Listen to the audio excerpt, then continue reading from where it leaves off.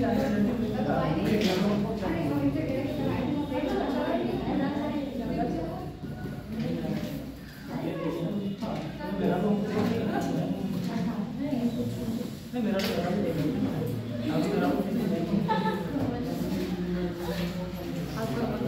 Start हो गया है?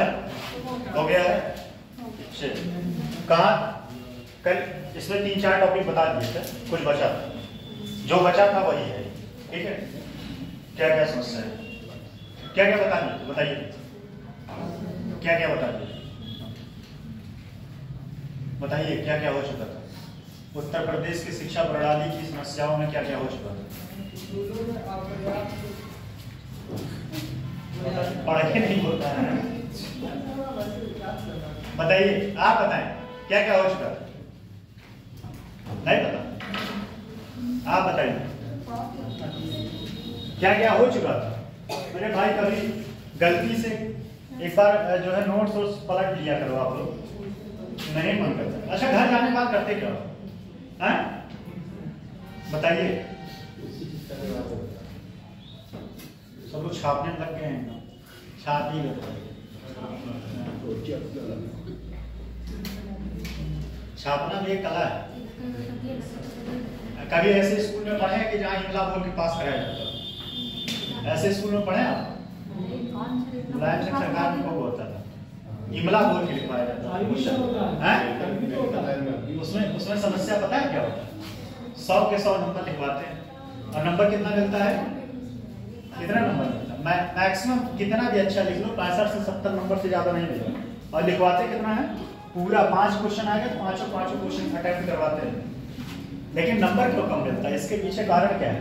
कारण यह है कि सारे लोगों की कॉपी एक ही तरह होता है। अगर वो उस पेज पे क्या लिखा है तो वो भी उस पेज पे क्या ही लिखा होगा। तो एग्जाम्पल तो इतना समझ में आ ही जाता है कि बस कर रहे लोग छापे हैं। इसके पहले कौन सा क्लास चला था?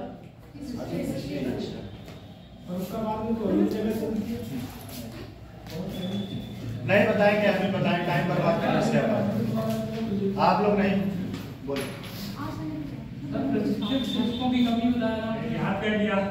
बहुत सही, नहीं बताने दीजिए, बताएं।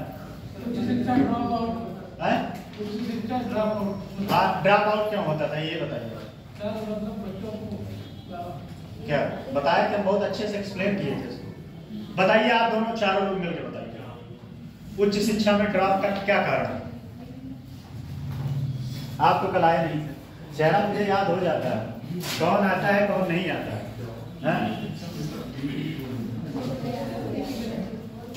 बताइए, आप बताएं, सारा जी आप बताएं। उच्च शिक्षा, हाँ, ड्रॉप आउट के पीछे के क्या कारण? एक तो आर्थिक कारण, हाँ ये सही है।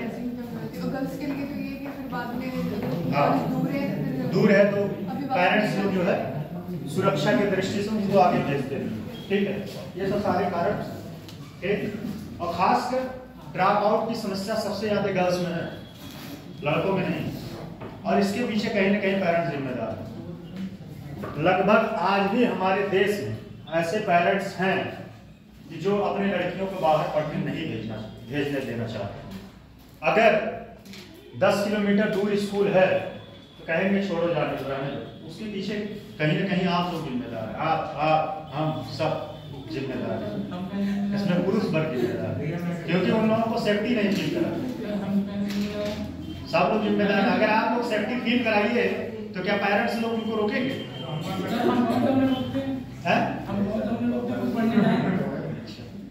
इसके लिए खासकर सबसे ज्यादा पुरुष जिम्मेदार है। अगर लड़कियां जो है अपने आप को सेफ्टी फील करें तो उनके पेरेंट्स उनको सपोर्ट करेंगे, ठीक है, बाहर जाने के लिए। लेकिन मतलब हम आपको नहीं कह रहे हैं, ना तो हम अपने आप को कह रहे हैं, ठीक है। एक एग्जांपल दिए, समाज में कुछ छिछोरे टाइप के लड़के हैं जो उन लोगों की वजह से कई सारे टैलेंट जो है घर में दब के रह जाते हैं। तो मैं तो ऐसे व्यक्तियों से बहुत चिढ़ता हूँ, सच में कसम से बता रहा हूँ। ऐसे व्यक्ति मिले उनको बीच चौराहे पे और नंगा करके मारना चाहिए। समाज को एक मैसेज मिले कि आगे से कभी ऐसा काम मत करो। ठीक, तो ये सब सारी समस्याएं जिस वजह से ड्रॉप आउट होता है। आगे का ये है बाल श्रम। बाल श्रम का थोड़ा सा बताया था लेकिन बहुत जल्दी बता देते हैं। बाल श्रम के पीछे ये समस्या है, जैसे इसमें सबसे बड़ा कारण होता है कि आर्थिक कारण। क्या होता है? आर्थिक कारण। आर्थिक कारण ये होता है बाल श्रम में, आर्थिक कारण के पीछे बच्चे क्यों क्लास छोड़ देते हैं। बहुत सारी बात तो ये है, कुछ लड़के ऐसे भी होते हैं। अच्छा मैं एक एग्जांपल बताऊं तब आप लोग ज्यादा कनेक्ट कर पाएंगे।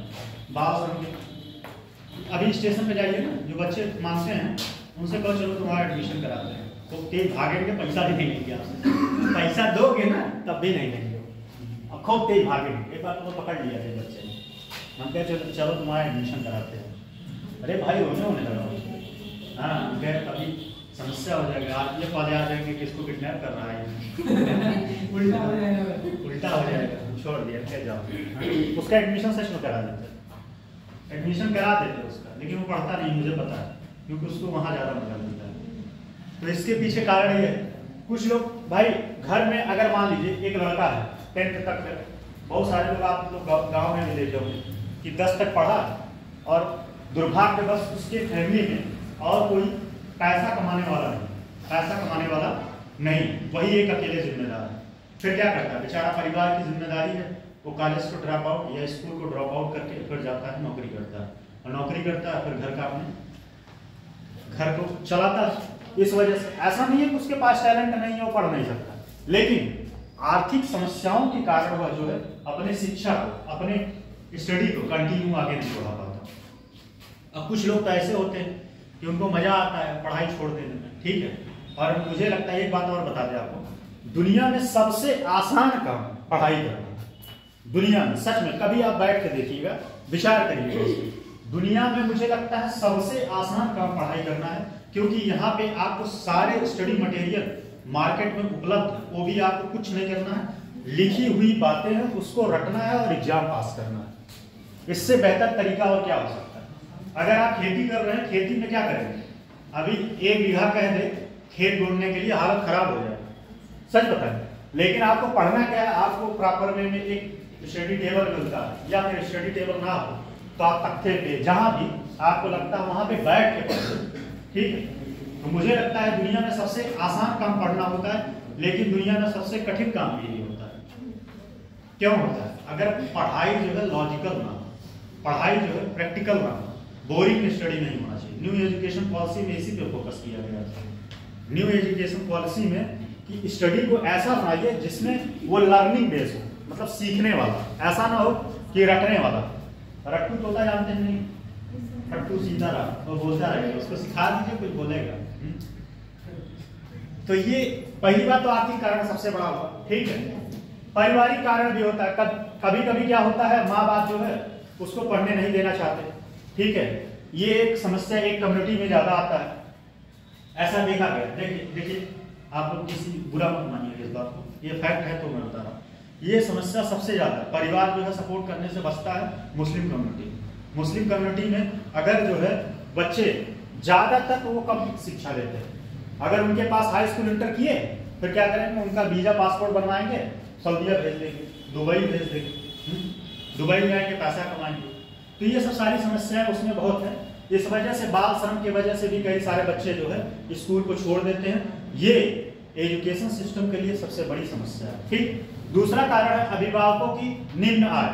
अच्छा इसमें एक समस्या, इसमें एक सबसे बड़ी बात यह है, बड़ी बात नहीं इसको समस्या ही कह सकते हैं। जैसे मान लीजिए किसी पेरेंट्स की आय 10,000 रुपये, ठीक है, बात समझिएगा, 10,000 रुपये। अगर उसके घर में एक लड़का एक लड़की, ठीक है, एक लड़का और एक लड़की,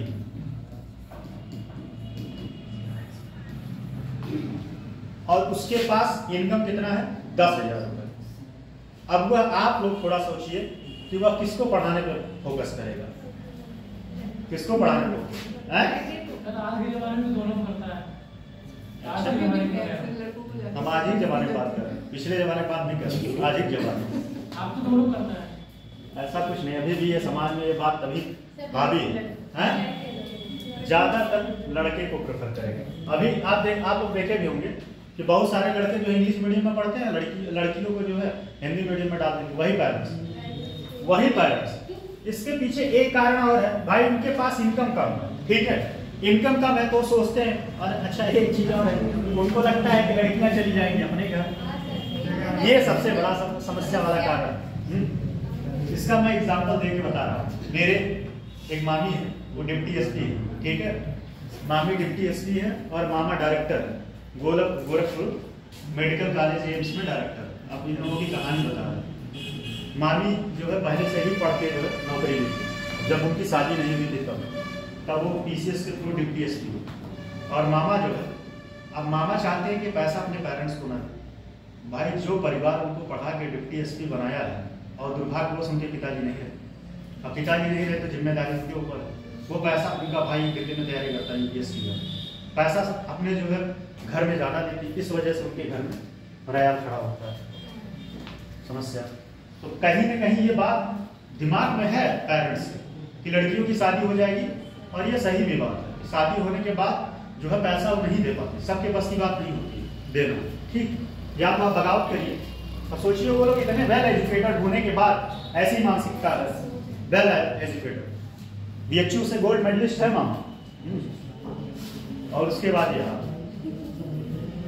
तो समस्या यही है। इस वजह से पेरेंट्स जो है ज्यादा क्या करते हैं, ज्यादातर लड़कियों को सपोर्ट नहीं करते हैं, और ठीक है, इससे एजुकेशन का स्तर डाउन हो जाता है। और इसमें एजुकेशन के स्तर में एक ही को तो काउंट नहीं करेंगे, सिर्फ मेल को, मेल फीमेल दोनों को।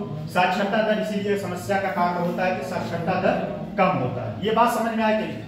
अगर निम्न आय वर्ग रहेगा तो किसको प्रेफर करेंगे ज्यादातर, ये फैक्ट है, द हिंदू में आर्टिकल भी आया है। अगर किसी पेरेंट्स के पास पैसा इतना अफोर्ड कर सकता है कि वो एक बच्चे को पढ़ाएगा तो पक्का 99.9% वो अपने लड़के को सपोर्ट करेगा। 99.9% वो अपने लड़के को सपोर्ट करेगा, ना कि लड़की को। 1% हो सकता है कि लड़की को सपोर्ट करेगा, और वो भी कब करेगा, जब लड़का एक नंबर का निकम्मा गजेड़ी जुआरी हो, ठीक है, एक नंबर का निकम्मा गजेड़ी जुआरी। लड़कों से ज्यादा लड़कियां अपने माँ बाप को समझती हैं। ये बात सही है, लड़कों से ज्यादा लड़कियां समझती हैं। और सच बताएं कि अगर लड़कियां घर की जिम्मेदार है तो कोई माँ बाप जो है वृद्धाश्रम में नहीं जाएगा। सच बता रहे हैं, जो माँ बाप, मैं एक इलाहाबाद की ऐसी कहानी बता रहा हूँ। एक ऐसे पेरेंट्स हैं, उनके दोनों लड़के अमेरिका में रहते हैं, ठीक है, और अंकल जी रिटायर अधिकारी हो, घर में पड़े रहते हैं। एक महीना लड़का हाल चाल नहीं पूछता है। वो तो इत्तेफाक है कि अच्छी सैलरी पेंशन पाते हैं और रेंट पे दे दिए हैं लड़के, उनके यहाँ लड़कियां रहती हैं, तो इस वजह से उनको बहुत दिक्कत नहीं होता है। अब पैसा है नहीं चीज़, 1 लाख रुपए पेंशन आता है उनका, 1 लाख पेंशन आता है तो टेंशन नहीं है, सारा चीज कर लेते हैं। तो ये सब सारी समस्या है। दूसरा बात समझिए, सरकार द्वारा फंडिंग, ये सब लिखवाने की जरूरत ही नहीं, ये सब तो आप लिख लेंगे। सरकार द्वारा फंडिंग में देरी, सरकार क्या करता है, कोई भी एजुकेशन अगर लागू करना तो पैसे में देरी करेंगे, वह पॉलिसी तत्काल प्रभाव से इंप्लीमेंट नहीं होता, तत्काल प्रभाव से उसका इंप्लीमेंट नहीं हो पाता है। जैसे मान लीजिए कोई योजना हो, अब किसी योजना का तो नाम नहीं ले सकते, लेकिन और कोई मान लीजिए कोई योजना सरकार चला रही, अब उसमें टीचर पढ़ा रहा है, ठीक, टीचर पढ़ा रहा है, आप उसको समय समय पे सैलरी नहीं देंगे, क्या होगा, उसके अंदर जो है पढ़ाने के प्रति अनिच्छा जगेगा, भाई सैलरी मिल ही नहीं रहा है टाइम से, ठीक, उससे सैलरी नहीं मिल रहा है तो क्या करेगा, फिर वो बेगारी काटेगा, बेगारी क्या होता है, कोटा पूर्ति करेगा, खाना पूर्ति। लेकिन हमसे उम्मीद न करिएगा, हम बहुत ईमानदारी के साथ सच में बता रहे हैं, कसम से, यहाँ खड़े हैं, आप लोगों के साथ 1% धोखा नहीं किया। आप लोग खुद जाके पेपर उठा के देखिएगा, अगर क्वेश्चन ना अटेम्प्ट हुआ पछले पेपर है क्या हुआ, क्या भूल जाते हैं। ठीक है, ठीक। तो सरकार के फंडिंग में देरी, आप समझिए, सरकार जो है फंडिंग में देरी करता है, जिससे जो है तत्काल प्रभाव से योजनाएं चल नहीं पाती, तत्काल प्रभाव से जो पैसा जहां पे लगना चाहिए वो पैसा मिल नहीं पाता, इस वजह से बेरोजगारी दर बढ़ेगा, ये स्वाभाविक सी बात है। जो शिक्षा के लिए, अच्छा कल उस दिन यही बताया था ना, भारत में सबसे ज्यादा नोबेल प्राइज क्यों नहीं मिल पाता, भारत जो है रिसर्च और डेवलपमेंट में खर्च ही नहीं करता, 0.75% खर्च करता है, 0.75। सोच लीजिए, और सारी कंट्री है, ब्राजील है, अमेरिका है, और मतलब यूरोप है, ऑस्ट्रेलिया है, यूरोप तो एक कॉन्टिनेंट हो गया, वहां पे जो है कई सारे कंट्री में इस पे 6-6, 7-7% खर्च किया जाता है रिसर्च और डेवलपमेंट में, लेकिन भारत नहीं खर्च करता। तो ये सब सारी समस्याएं हैं जिनके वजह से शिक्षा प्रणाली में समस्याएं होती हैं और साक्षरता दर, नामांकन बढ़ नहीं पाता, नामांकन बढ़ नहीं पाता। अभी नामांकन दर जो है 26% है, लेकिन न्यू एजुकेशन पॉलिसी में उसको 50% तक ले जाना है। कितना? 50% है, अभी 26% है। और एक बात खुशी की बात यह है कि अब जो है लड़कियां ज्यादा हायर में एडमिशन ले रही है, ये खुशी की बात है। हायर एजुकेशन में लड़कियां बढ़ चढ़ के भाग ले रही है। ठीक, रोजगार के अवसरों में कमी। अच्छा, रोजगार के अवसरों में कमी क्या है? आज भी हमारा शिक्षा सिस्टम वही पुराने धरने पे है। एक हिस्सा तत्कालिक जीता जागता एग्जाम्पल बताएं। आप केमिस्ट्री का कोई थ्योरम पढ़ लीजिए, उससे आपके जीवन में क्या लाभ होने वाला है बताइए? आपके जीवन में क्या लाभ होने वाला है? आप प्रकाश का सिद्धांत पढ़ लिए, प्रकाश का सिद्धांत पढ़ लिए, आपके पर्सनल जीवन में उसका क्या योगदान होने वाला है? कोई योगदान नहीं होने वाला है। तो इस वजह से शिक्षा को ऐसा बनाया जाए कि जो आपके जीवन के लिए आपको रोजगार क्रिएट कर पाए। क्या कर पाए? रोजगार क्रिएट कर पाए।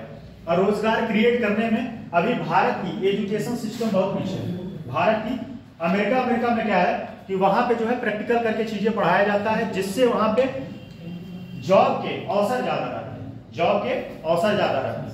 यहाँ बड़े बड़े संस्थाओं में पढ़ाई होती है 1.5, 2 लाख। अभी तो मुझे कल एक पता चला कि भाई छोटे छोटे बच्चों का 1.5 लाख तक का फीस लिया जाता है पर मंथ, 1.5 लाख रुपए। लेकिन हाँ, वहां पे ऐसे पढ़ाया जाता है प्रैक्टिकल रूप से, जैसे कोई मान लीजिए कोई जो है कॉन्सेप्ट पढ़ाए, उसको प्रैक्टिकल करके पढ़ाए। ठीक, तो रोजगार के अवसर में कमी इसलिए उनको लगता है, जो स्टूडेंट होते हैं, जो लड़के होते हैं या लड़कियां होती हैं, उनको लगता है जैसे आप ही लोग हैं, मान लीजिए दिमाग में चलता होगा पढ़ के क्या उखाड़ेंगे, करना वही है। ठीक, लेकिन कुछ उखाड़ो चाहे ना उखाड़ो, लेकिन जीवन में कुछ एक अच्छे सफल व्यक्ति जरूर बनेंगे, एक अच्छा नागरिक तो जरूर बनेंगे, देश के लिए कुछ ना कुछ तो जरूर कर पाएंगे। बेटा आपका सोचने समझने का तरीका अलग होगा औरों के अकॉर्डिंग। एक अनपढ़ व्यक्ति है और एक आप, आपका सोचने और समझने का नजरिया थोड़ा सा ऊपर बढ़े। बात समझ भाई? तो इस वजह से उनको लगता है कि पढ़ लेंगे नौकरी तो मिलेगा नहीं, और सही बात है।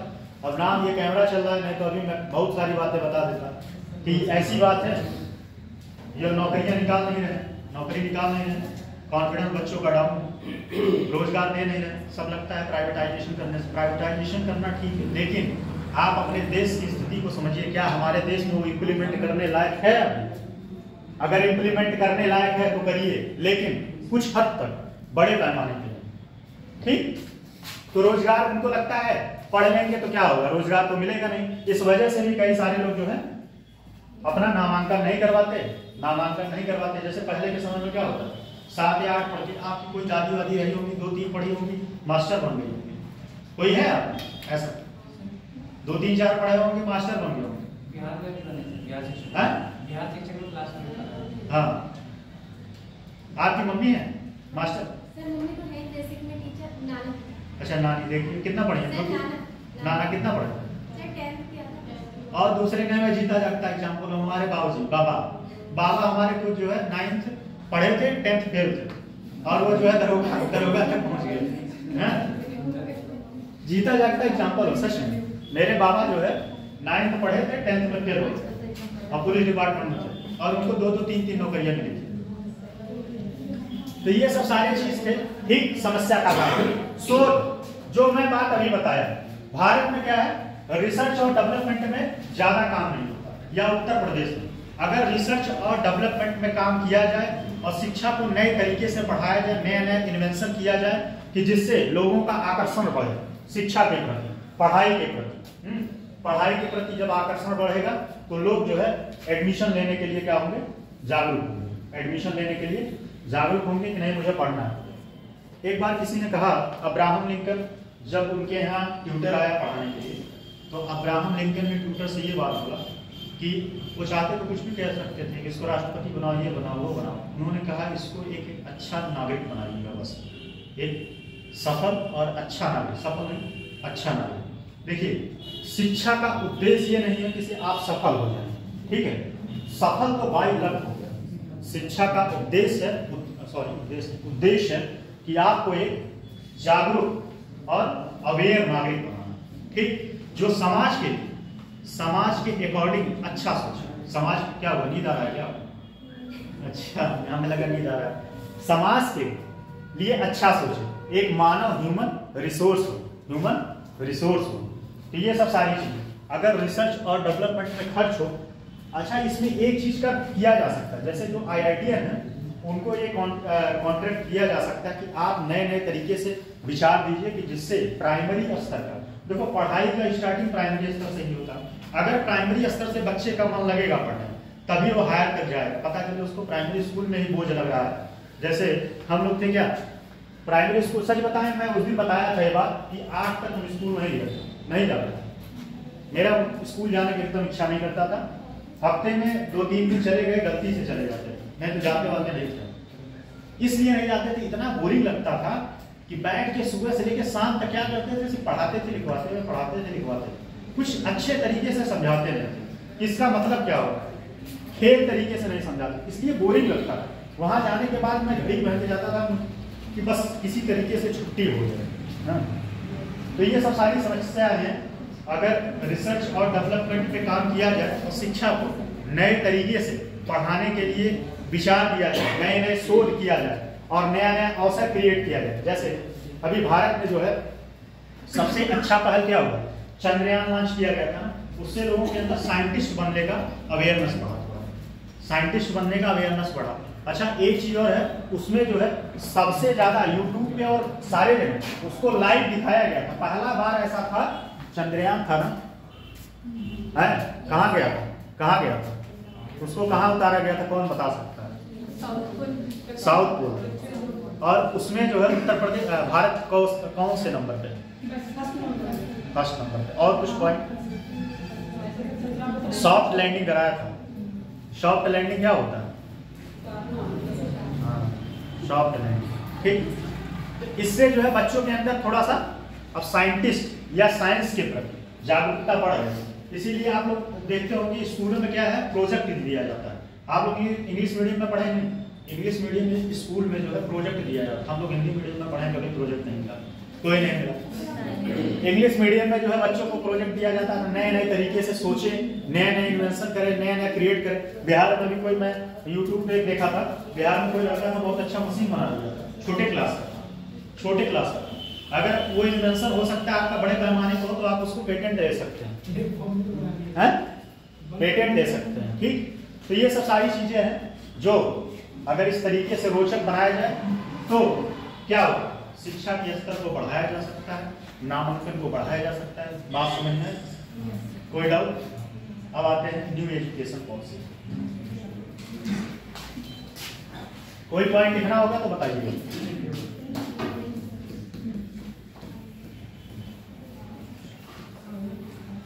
ये आयन, इसके लिए गठन,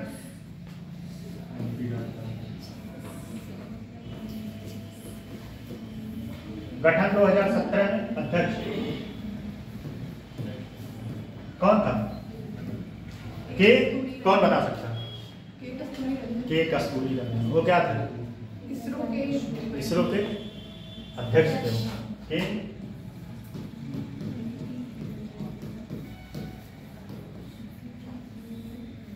के कस्तूरी रंगन। गठन कब किया गया था? 2017 में। रिपोर्ट कब दी? रिपोर्ट कब दिया था बताएगा, कौन बताएगा? 2019 में, ठीक, 2019 में। यह कौन से नंबर की थी एजुकेशन पॉलिसी? तीसरे नंबर। इसके पहले जो कौन सा आया? 1968, फिर 1900 कितना? 86, और उसके बाद ये कितने साल बाद आया था, कौन बता सकता है? कौन बता सकता है? 34 साल बाद। कितने बाद? 34 साल छिपा है। ठीक, तो ये रिपोर्ट कब आया था न्यू एजुकेशन पॉलिसी? 2017 में कमेटी गठित की गई, 2019 में रिपोर्ट दिया और 2020 में लागू होना था। लागू हुआ है कि नहीं? अभी क्यों नहीं हुआ? क्योंकि इसमें सुझाव मांगा जा रहा है। क्या मांगा जाए, आप लोग भी सुझाव दे सकते हैं। अच्छा, इसमें क्या क्या कहा गया था?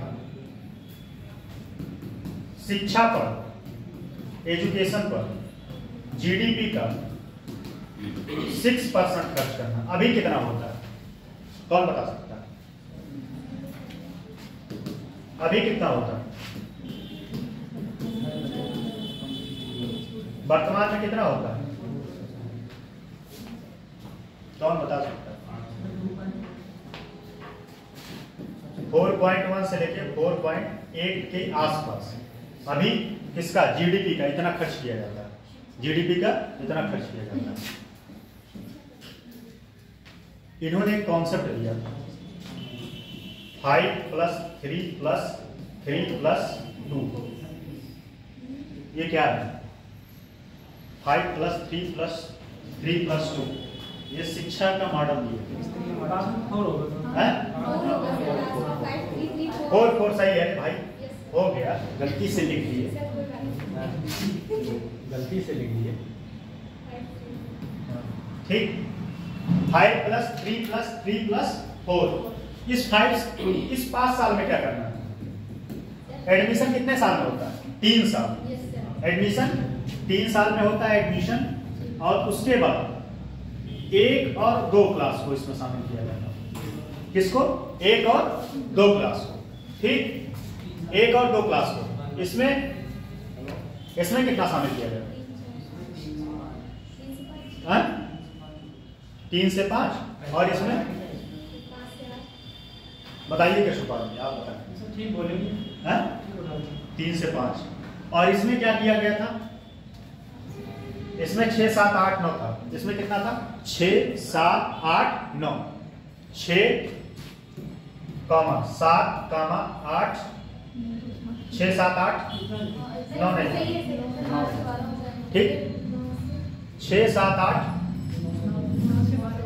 फिर 9 से 12 हो जाएगा 4। हाँ 9 से 12 होगा, 6 नहीं होगा, 9 से 12 होगा।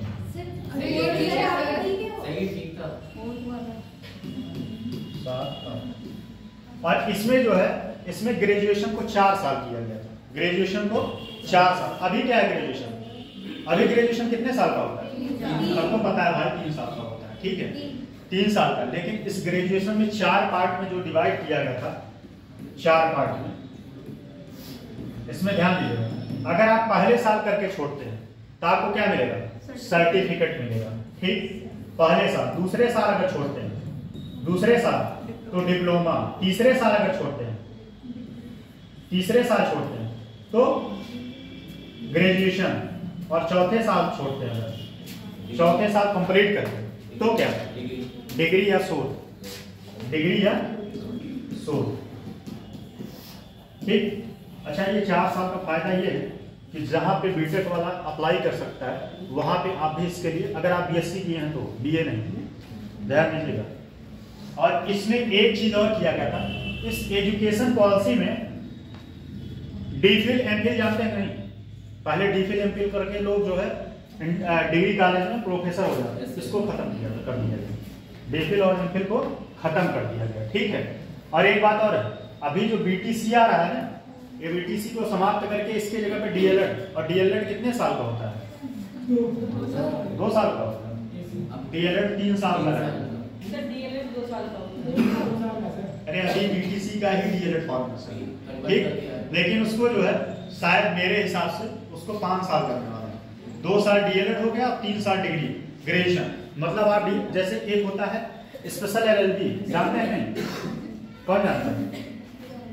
उसमें क्या होता है, इंटर के बाद एलएलबी होता है, उसमें 3 साल आपका ग्रेजुएशन होता है, 2 साल एलएलबी। मतलब उसमें 1 साल आपका बच जाता है, 1 साल आपका बच जाता है। आप ग्रेजुएशन के साथ साथ एलएलबी भी कर सकते हैं। अच्छा, ये सबसे ज्यादा राजस्थान में करते हैं। राजस्थान में इसीलिए यंगेस्ट 21 साल 22 साल जो है वहां पे जज हो जाते हैं, क्योंकि वहां स्पेशल एलएलबी करने वाली संख्या ज्यादा है। क्या हुआ? ये मॉडल था। पहला मॉडल क्या है? इसमें जीडीपी का 6% खर्च करना। अभी कितना होता है? 4.1 से 4.8 के आसपास, ठीक है। और उसके बाद इन्होंने शिक्षा के लिए या स्कूली सिस्टम को लिए या पढ़ने के तरीके के लिए 4 पार्ट में डिवाइड किया था। 5 + 3 + 3 + 4, ठीक। एजुकेशन कब आया था पॉलिसी? 2017 में। इसमें कुछ और पॉइंट है। अच्छा बताइए, इसके बारे में लिखवा दे क्या? लिख लीजिए, ये क्योंकि इस पे क्वेश्चन आएगा। लिखिए, थोड़ा जल्दी लिखने का प्रयास करिएगा।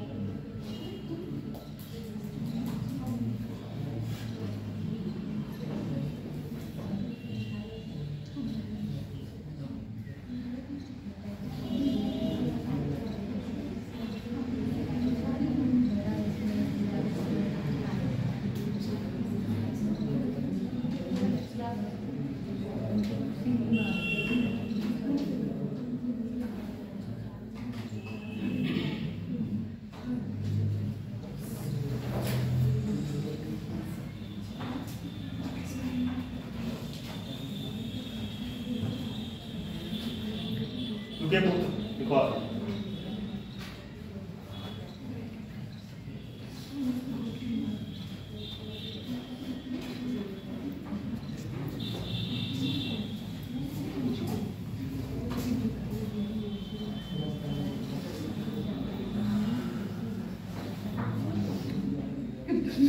क्या हुआ?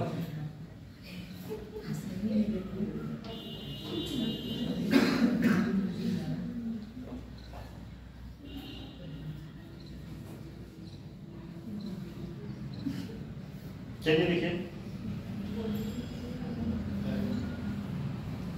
लिखिए।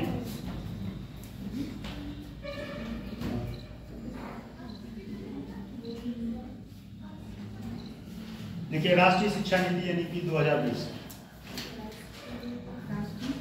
शिक्षा नीति, राष्ट्रीय शिक्षा नीति यानी कि 2020।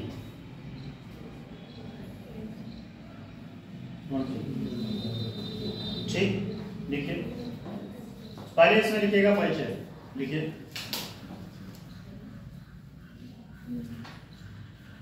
लिखिए, एनईपी 2020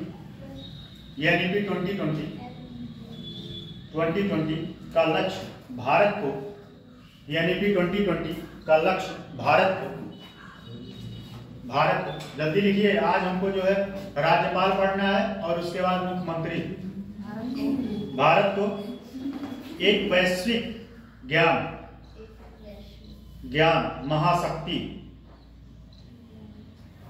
ब्रैकेट में लिखिएगा, global knowledge super power, bracket में global knowledge super power, bracket close, बनना है, बनना वाला नहीं बनना। देखिए, बनना करके गाना भी बनना है, ठीक। पूर्णविराम। स्वतंत्रता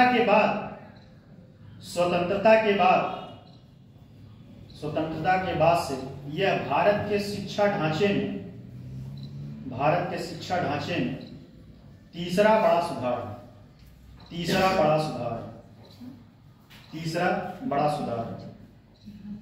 पहले दो की शिक्षा नीतियां लिख लीजिएगा, जो दोनों लिखवाएं। पहले दो की शिक्षा नीतियां 1968 और 1986 में लाई गई थी, ठीक। अब देखिएगा, मुख्य विशेषता लिखिए। प्री प्राइमरी स्कूल से कक्षा 12 तक स्कूली शिक्षा के सभी स्तरों पर सभी स्तरों पर सार्वभौमिक पहुंच सुनिश्चित करना। सार्वभौमिक छूट गया आपका? ये सब चलिए अच्छा फिर से प्री प्राइमरी स्कूल से कक्षा 12 तक, प्री प्राइमरी स्कूल से कक्षा 12 तक स्कूली शिक्षा के सभी स्तरों पर, स्कूली शिक्षा के सभी स्तरों पर सार्वभौमिक पहुंच सुनिश्चित करना। सार्वभौमिक पहुंच सुनिश्चित करना। अगला पॉइंट लिखेगा, नई पाठ्यक्रम और शैक्षणिक संरचना। नई पाठ्यक्रम और शैक्षणिक संरचना। शैक्षणिक संरचना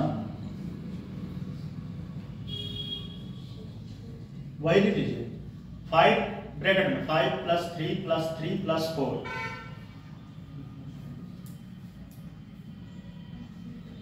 तो क्रमशः एज इसमें लिख लीजिए, क्रमशः एज पहले वाले में है 3 to 8,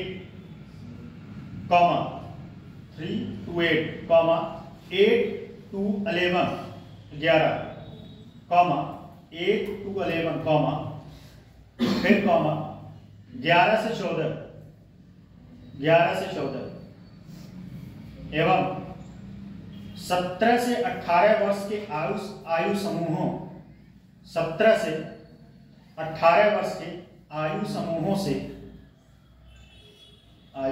से सुमेलित है। ठीक है, इसमें अगला पॉइंट लिख लीजिएगा, इसमें स्कूली शिक्षा के 4 चरण शामिल हैं। इसमें स्कूली शिक्षा के 4 चरण शामिल हैं। मूलतः पहला चरण 4 स्टेप, मूलतः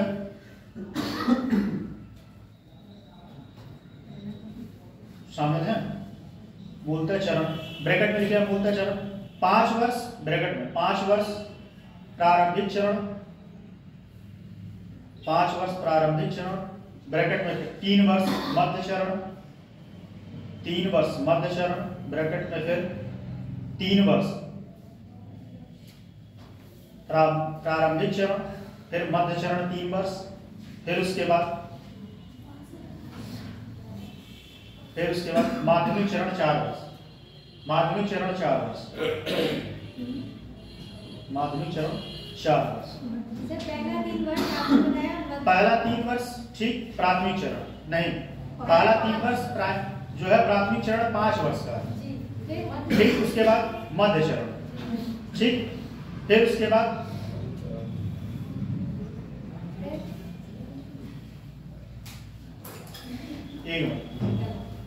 गलत नहीं है, पहला वाला जो है मूल चरण, ठीक, पहला जो 5 वर्ष मूल चरण, पहला मूल चरण, दूसरा प्राइमरी चरण, तीसरा माध्यमिक चरण, उसके बाद माध्यमिक में मध्य चरण, फिर चौथा है माध्यमिक चरण। फिर से समझ लीजिए नहीं तो कंफ्यूजन ना हो। पहला जो है ये मूल चरण, ये मूल चरण, ठीक, ये क्या हो गया प्राइमरी चरण, ये हो गया मध्य चरण, ठीक, ये माध्यमिक चरण, ये माध्यमिक चरण। सब उल्टा पुल्टा हमको बता रही, ठीक है। अब लिखिएगा चौथा वाला माध्यमिक चरण, 4 वर्ष नहीं है माध्यमिक चरण, 4 वर्ष तो ठीक है। अब लिखिएगा एनईपी 2020 के तहत प्रमुख पहले, एनईपी 2020 के तहत प्रमुख पहले लिखिए।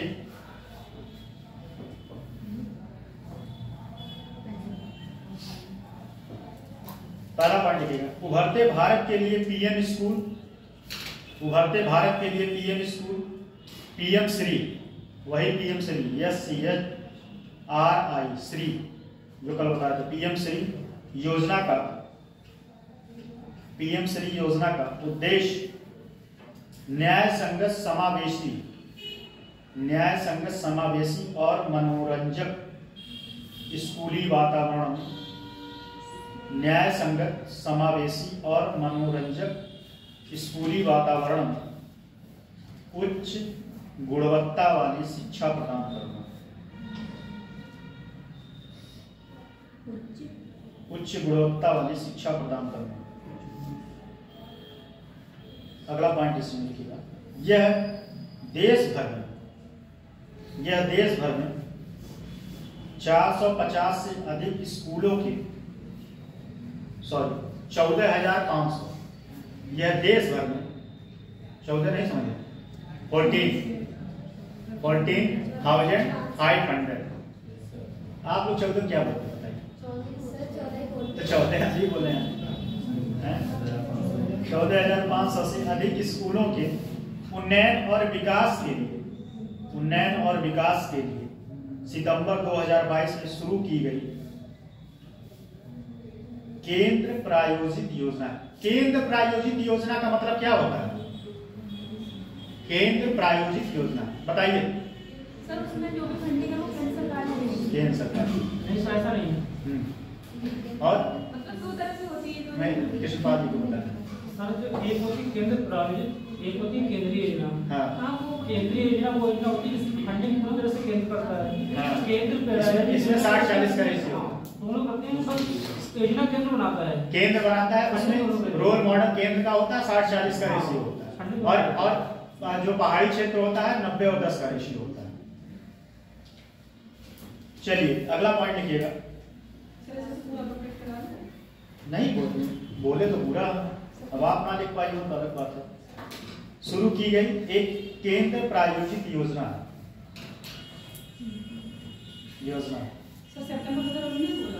सितंबर 2022 से शुरू की गई एक केंद्र प्रायोजित योजना। ठीक, अगला point PM Shri school, PM Shri पहल के तहत स्कूलों को अपग्रेड करने के लिए 630 करोड़ रुपए 630 करोड़ रुपए का बजटीय प्रावधान किया गया।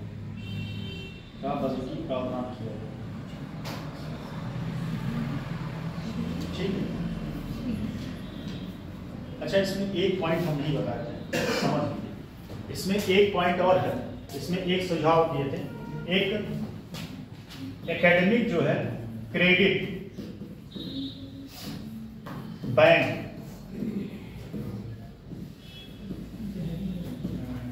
स्थापना, इसका मतलब समझना है क्या है? न्यू एजुकेशन पॉलिसी में भी व्यवस्था की गई थी। एक एकेडमिक क्रेडिट बैंक होगा। जैसे आप लोग जानते हैं क्या होता है, सुनिए। आप लोग जब कहीं एडमिशन लेते हैं तो आपके पिछले वाले स्कूल से करेक्टर सर्टिफिकेट माना जाता है। नहीं, ऐसा तो नहीं है मार फौजदारी करके आया है, यहाँ में मार फौजदारी कर है। तो ये क्या है? ये एक क्रेडिट बैंक है। इसमें आपका स्टार्टिंग से लेके और जब तक आप पढ़ेंगे इसमें आपका क्रेडिट ऐड होता रहेगा, और इससे आपको जो है नौकरियों में फायदा मिल सकता है। आपका बिहेवियर कैसा है ये इसमें नोट डाउन किया जाता है। आपके स्कूल वाले इसको क्रेडिट देंगे, क्रेडिट बैंक। ठीक है, ये जमा रहेगा।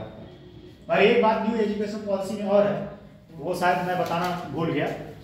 न्यू एजुकेशन पॉलिसी में आप जो है अपने जो है स्ट्रीम को बदल सकते हैं। स्ट्रीम को बदलने का मतलब, जैसे मानिए अगर आप जो है अभी बीए कर रहे हैं, ठीक, बीए कर रहे हैं और आपका मन हो गया कि नहीं अब हमको बीकॉम करना है, तो क्या करें? आप चेंज कर सकते हैं, एक साथ कई सब्जेक्ट। सीबीएसई बोर्ड में ऐसा है, यूपी बोर्ड में तो नहीं है। सीबीएसई बोर्ड में आप मैथ और बायोलॉजी एक साथ पढ़ सकते हैं। कोई लोग पढ़े हैं इसमें मैथ और बायोलॉजी? बहुत सारे लोग सीबीएसई बोर्ड में, आईसीएसई में भी ऐसा है कि मैथ और बायोलॉजी आप दोनों एक साथ पढ़ सकते हैं, लेकिन यूपी बोर्ड में नहीं। यूपी बोर्ड में आपको एक स्ट्रीम चेंज कर लेना है, चाहे मैथ लीजिए चाहे बायोलॉजी। और इसमें क्या है, आप इसमें भी जो है बीकॉम में जो सब्जेक्ट मन करे, आप मैथ पढ़ना चाह रहे हैं तो आप एक अलग से मैथ सब्जेक्ट ले सकते हैं।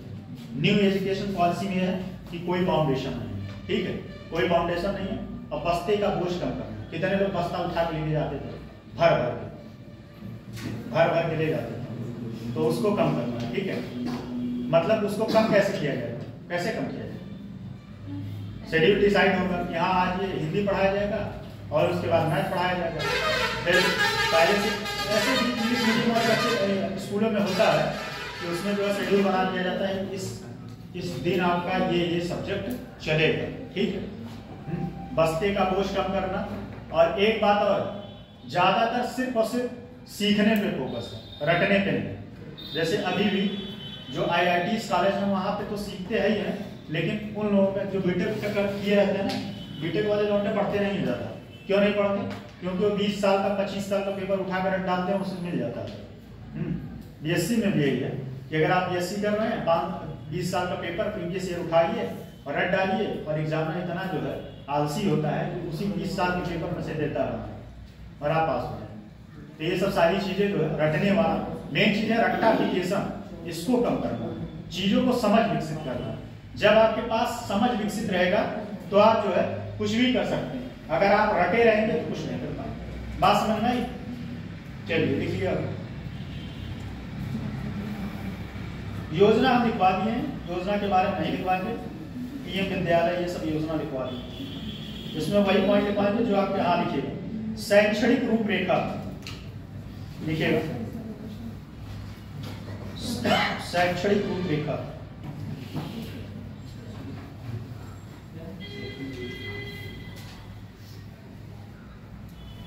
शैक्षणिक रूपरेखा में लिखिए क्रेडिट हस्तांतरण, क्रेडिट हस्तांतरण ट्रांसफर वही, और शैक्षणिक लचीलेपन की सुविधा के लिए, शैक्षणिक लचीलेपन की सुविधा के लिए राष्ट्रीय क्रेडिट फ्रेमवर्क NCRF, राष्ट्रीय क्रेडिट फ्रेमवर्क NCRF ऐसे लिखिएगा, NCRF क्रेडिट हस्तांतरण और शैक्षणिक लचीलेपन की सुविधा के लिए राष्ट्रीय क्रेडिट फ्रेमवर्क, राष्ट्रीय क्रेडिट फ्रेमवर्क NCRF ब्रैकेट में, तथा राष्ट्रीय उच्च शिक्षा आयोग फ्रेमवर्क, राष्ट्रीय उच्च शिक्षा आयोग फ्रेमवर्क ब्रैकेट में NHEQF ब्रैकेट में ब्रैकेट में NHEQF शुरू, NHEQF की शुरुआत हुई। अब देखिए अगला पॉइंट, शिक्षा क्षेत्र के निवेश में वृद्धि, शिक्षा क्षेत्र के निवेश में वृद्धि, निवेश में वृद्धि। इस नीति के अनुसार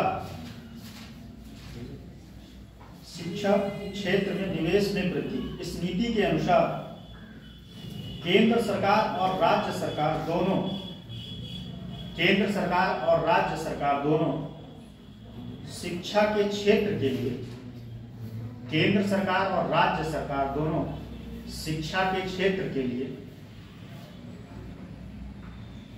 शिक्षा के क्षेत्र के लिए सकल घरेलू उत्पाद का, वही मतलब GDP, अच्छा बताइए GDP का क्या नाम इंग्लिश में है? Gross domestic product. Gross domestic product क्या होता है? कौन बता सकता है? GDP में क्या काम किया जाता है बताइए? GDP में क्या है? देश में मतलब मैं एक चीज आपसे पूछ रहा हूँ, बस इतना मेरे आंसर बता दीजिए। मान लीजिए मैं एक क्वेश्चन पूछ रहा हूँ, अगर एडिडास यहाँ पे अपना फर्म लगाया, वो GDP में काउंट होगा कि नहीं? अगर यही उत्पादन किया तो GDP में काउंट होगा, यही उत्पादन किया तो GDP में काउंट होगा। हम वही तो बात कह रहे हैं। हाँ तो होगा, लेकिन अगर क्या कंपनी है और उत्पादन नहीं होगा तो GDP में काउंट नहीं होगा, तो काउंट नहीं होगा। बात सही है। चलिए, सकल घरेलू उत्पाद का संयुक्त रूप से कहाँ तक लिखे? सकल घरेलू उत्पाद का संयुक्त रूप से 6%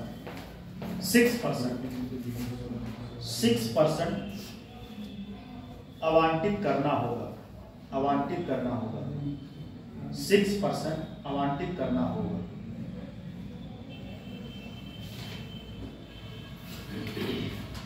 देखिए अगला पॉइंट, इस विजन को इस विजन को ध्यान में रखते हुए, हाँ इस विजन मतलब हाँ,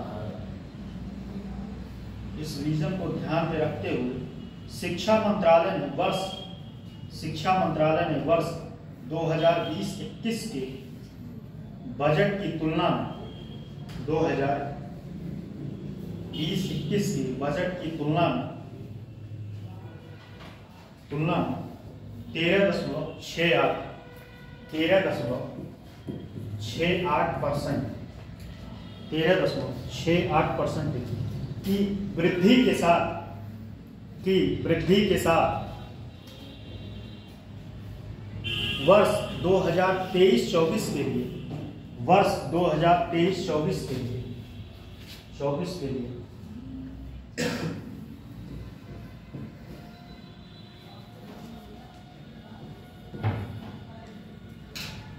लिख लीजिए 112899 सॉरी हाँ सही 112899 करोड़ रुपए का 112899 करोड़ रुपए का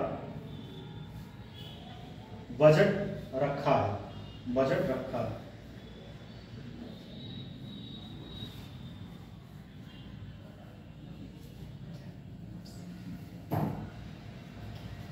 ठीक, कुछ अन्य पहले लिख लीजिए, कुछ अन्य पहले।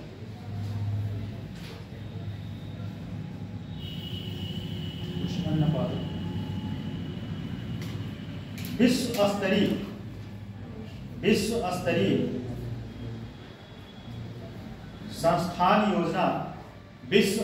संस्थान योजना वर्ष 2017 में शुरू की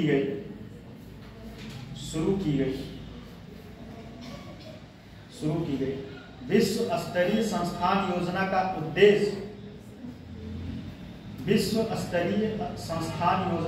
वर्ष 2017 में शुरू की गई। विश्व स्तरीय संस्थान योजना का उद्देश्य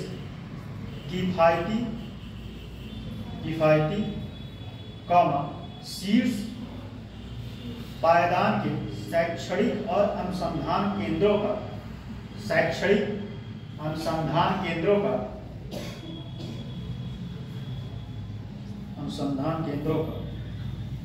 निर्माण कर। अगला पॉइंट, यह योजना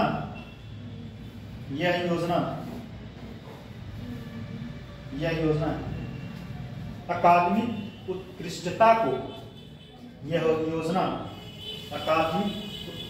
को बढ़ावा देने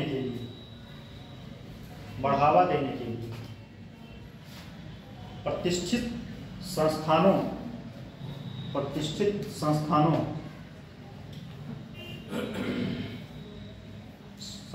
सर एक बार रिपीट कर दीजिए। अच्छा, यह योजना अकादमिक उत्कृष्टता को बढ़ावा देने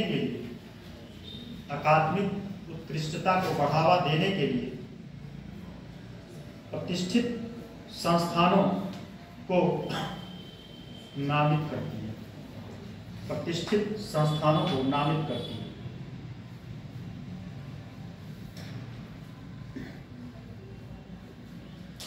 अगला पॉइंट, अभी तक 8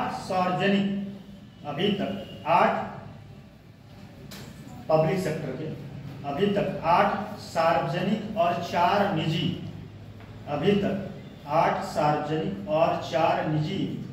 समेत अभी तक 8 सार्वजनिक पब्लिक सेक्टर, ठीक, और 4 निजी प्राइवेट सेक्टर समेत 12 संस्थाओं को चिन्हित किया गया। 12 संस्थाओं को चिन्हित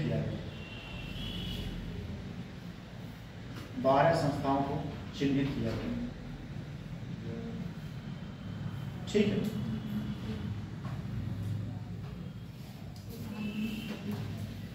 चलिए अब थोड़ा सा अच्छा और सब चीज लिख लीजिएगा इसमें। कब इसका गठन किया गया, कौन अध्यक्ष थे, कब रिपोर्ट किए, ये सब सारी बातें तो डायग्राम में बनती। अब लिखिए अतः, अतः न्यू एजुकेशन पॉलिसी,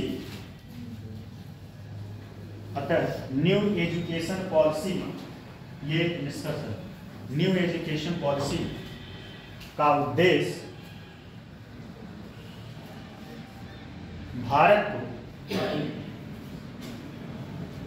एक महाशक्ति बनाने, भारत को एक महाशक्ति बनाने के साथ साथ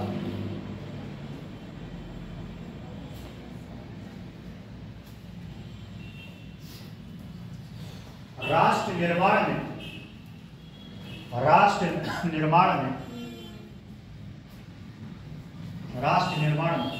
शिक्षा,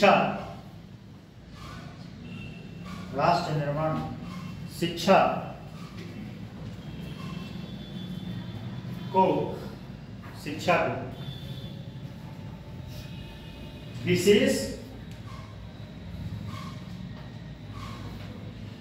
विशेष योगदान दिया जा सके या मिल सके। राष्ट्र निर्माण में शिक्षा को एक विशेष योगदान मिल सके। ठीक है, ठीक, बस खत्म कहानी। अब लिखिए, अब चलिए अगला टॉपिक है खत्म। अगला टॉपिक है आपका क्या क्या पढ़ना है आज? पढ़ना आपको राज्यपाल और मुख्यमंत्री। हाँ,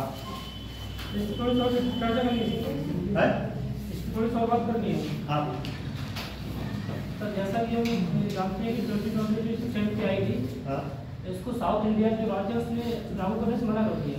हाँ, कुछ लोग मना करते हैं क्योंकि इसमें जो है एक बात और पॉइंट नहीं, उसमें पॉइंट ये है जैसे इसमें मातृभाषा को बढ़ावा दिया है। क्या कर्नाटक में, तमिलनाडु में जो भी है वैसा वो एक राजनीतिक पहलू भी है। सुनिए, इसके पीछे राजनीतिक पहलू भी है क्योंकि वो जहाँ कर्नाटक है या दक्षिण भारत है तो वहाँ पे बीजेपी की सरकार है, इसको यहाँ से भी जोड़ सकते हैं। लेकिन इसके पीछे एक और कारण था कि लैंग्वेज इशू। इस न्यू एजुकेशन पॉलिसी में ये कहा गया है कि सारे राज्य अपने प्राइमरी जो शिक्षा है वो मातृभाषा में कराएंगे। मातृभाषा जैसे मान लीजिए उत्तर प्रदेश है तो उत्तर प्रदेश में अपने मातृभाषा में, अगर कर्नाटक है, कर्नाटक का मातृभाषा इंग्लिश लैंग्वेज, तो इंग्लिश में वो शिक्षा दिला सकते हैं। लेकिन इसका एक राजनीतिक पहलू ये था। वैसे तो पश्चिम बंगाल भी नहीं लागू किया, पश्चिम बंगाल, कर्नाटक, दक्षिण भारत, ये लोग विरोध में रहते हैं। ये राजनीतिक कारण है, इसका कोई बहुत वैलिड पॉइंट नहीं है। अब वैलिड पॉइंट के लिए तो बहुत सारी बातें हैं, लेकिन सबसे ज्यादा विरोध यही है कि ये चीजों को थोपना हुआ। जैसे जब भारत में जब ये कहा गया, भारत में पहले हिंदी को क्या माना जा रहा था? हिंदी को क्या मांग हुआ था कि हिंदी को राष्ट्रभाषा घोषित की गई, राष्ट्रभाषा। तो दक्षिण वाले खड़े हो गए, इसलिए कहे कि नहीं, ये हमारे ऊपर थोपा जा रहा है। राष्ट्रभाषा मतलब कि सब लोगों को उसको मानना ही मानना है। जैसे संविधान है तो आपको मानना ही मानना है, आप उसको जो है नकार नहीं सकते। जब कोई राष्ट्रीय स्मारक या राष्ट्रीय चीज होगा तो उसको आपको मानना ही मानना। और कोई बात आपका होता है तो इसके पीछे जो 5 सिद्धांत भी दिए थे, 5 स्तंभ भी बता दिए नहीं, तो आपको पता है, उसको लिख लीजिए। हमसे कहें बात कर रहे हैं आप, या तो मुझसे क्वेश्चन डिस्कस कर रहे हैं। जब आपको ऑलरेडी पता है तो आप मेंस में जो लिखने के लिए आएगा सब यही लिखने की बात कर रहे हैं। इसकी प्रमुख चुनौतियां क्या हैं जो मैं लिखवाया हूं उससे भी आप क्वेश्चन अटेंड कर लेंगे। ठीक है सर, आप जैसे लिखवाई जो अटेंड कर लेंगे। इस क्वेश्चन बताइए आप क्या लिखवाए? क्या नहीं लिख पाए? क्वेश्चन ये आएगा, हम बता रहे क्वेश्चन हम पढ़ेंगे इसमें प्रीवियस ईयर वाला जो है। आप क्वेश्चन क्या क्वेश्चन लिख के दिखा रहे थे? नहीं बट कितना क्वेश्चन लिख के दिखा रहे थे सर? क्वेश्चन लिख के दिखाना नहीं लिखना वो अलग विषय है। अभी 2020 की बात हो रही है। ठीक है, क्लास से बाहर आप बात करिए। सर ये कौन सी बात है? अभी नई शिक्षा नीति जब उसको बात करना तो गुनाह है। नई शिक्षा नीति में क्या नहीं बताया आपको? बताइए, क्या नहीं बताया? कोई बताया? आप नहीं बताया कुछ? कोई पॉइंट छूटा है? कोई पॉइंट छूटा? प्रमुख चुनौतियां क्या रही इसकी? कोई पॉइंट छूटा बताया? मैं आपसे नहीं कह रहा, कोई पॉइंट छूटा? आपके पास ज्ञान है तो आप ज्ञान अपने स्तर तक रखिए, क्लास में मत दिखाइए। क्लास में दिखाने का मतलब है कि आपसे जो पूछा जाए उतना बताए। ठीक है, गूगल कर करके पूछते हैं, मुझे पता है। ठीक है, जो करते हो आप, जहां पढ़े हो उससे ज्यादा हम टीचर हैं। हाँ, ठीक है, चलिए। आपको क्या लगता है कि मैं यहाँ खड़ा हूँ, मुझे आता नहीं? अरे नहीं सर, नहीं, आपको क्या लगता है? आपको आता है? आपको क्या लगता है एग्जाम सब आप वही है, छोड़िए जाने दीजिए। गूगल कर करके क्लास में पूछते हो, आपको पूछना है क्लास में, बाहर पूछिए अगर ना बताएं। क्लास में पढ़ाई कर रहा है, क्लास में कोचिंग बाहर पूछेंगे। आपका ये व्यक्तिगत क्वेश्चन, ठीक है, ये पर्सनल क्वेश्चन। और किसका क्वेश्चन है?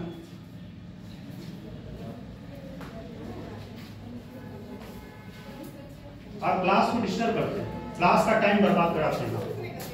सच बता रहे, सीरियसली मैं बता रहा हूँ, और बुरा मत मानिए। ये अगर आपका बिहेवियर रहा, मैं कहना तो नहीं चाहता, सिलेक्शन होना बड़ा मुश्किल हो जाएगा। सीरियसली मैं बता रहा हूँ, क्योंकि आप टीचर को जज करते हैं। आप जो है ना, ये नहीं जानना चाहते कि मुझे कोई चीज जानना, ये टीचर को जज करते हैं कि टीचर को कितना आता है। आपको इससे मतलब है 2 बार 3 बार मेंस इंटरव्यू तक गए, ठीक है, 1 मिनट, 2 बार 3 बार तक मेंस इंटरव्यू तक गए, ऐसे नहीं यहाँ पे खड़े हो गए, मुंह उठा के नहीं चले। आपसे ज्ञान ज्यादा ही होगा तभी यहाँ पे खड़े। लेकिन सर टीचर क्लास में जब भी आके बच्चे चले तो मैं क्या नहीं बताता हूँ, बताइए। अब फालतू की बात डिस्कस मत करिए, क्लास को डिस्टर्ब करते हैं। पूछा था मैंने, कौन सी बात पूछा? क्या हुआ? क्लास को डिस्टर्ब करते हैं बस, आप फालतू की चीजों टॉपिक छेड़ रहे हैं। नहीं तो आप बाहर पूछिए, बाहर जब क्लास में पढ़े, क्लास में नहीं तो ये आपका अकेला क्वेश्चन है। क्लास आपके